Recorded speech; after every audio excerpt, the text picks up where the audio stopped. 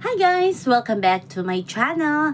So, usapang Dasbeya tayo. Andun din si Will sa Bacolod. Ito ay kasama sa kanilang paikot-ikot tour. So, kung backstory tayo, ang nanay ni Bianca is Ilongga, taga Bacolod. Yun ang sinabi ni Tita Aileen nung kita-kita ang mga Dasbeya, yung fan meet na taga Bacolod daw siya.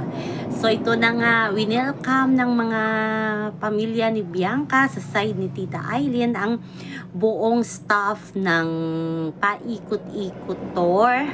Kinabibilangan ni Will, Bianca, Dustin at iba pa. Yes, sila yung nag-prepare ng almusal, yung pamilya ni Bianca. Ang nakakatuwa ay sa IG story ng tita at tito ni Bianca is kasama si Dustin. Yes, winelcome si Bianca at Dustin ng pamilya ni Bianca. Kahit sa pagkain, si Dustin ang kasama ng pamilya ni Bianca. Nandun din si Will, si tito niya. Nag-IG story pa nga si tito ni Will na thank you sa pamilya ni Bianca sa pagkain.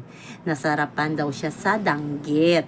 At ito nakikita nyo dyan na video na yan. Ang cute lang. Yan ay kasi ni Bianca, anak ng kanyang tita Pia na kapatid ng kanyang mami Aileen. Si Dusty, siguro pinapili pa ko yung bata kung sinong magbibigay sa kanya, kukuha ng kanyang food.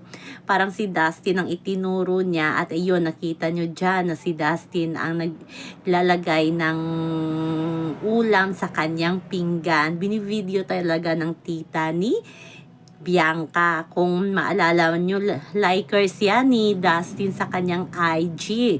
Ang tita Pia ni Bianca. BFF lang si Bianca at si Dustin. Yun ang sinabi nila kasi nasa promo nga. Pero dyan nyo, common sense nyo na lang. Yung kahit pamilya ni Bianca ay pinagmamalaki na si Dustin ang laging kasama ng kanilang pamangkin.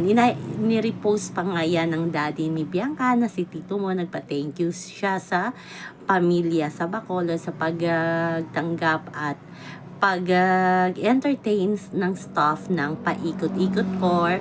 Love you so bad. So, abangan natin mamaya na sa SM Bacolod ang Dasbeya Wilka. Ayan, nag-ingayan na naman kung sinong nauna sa pwesto.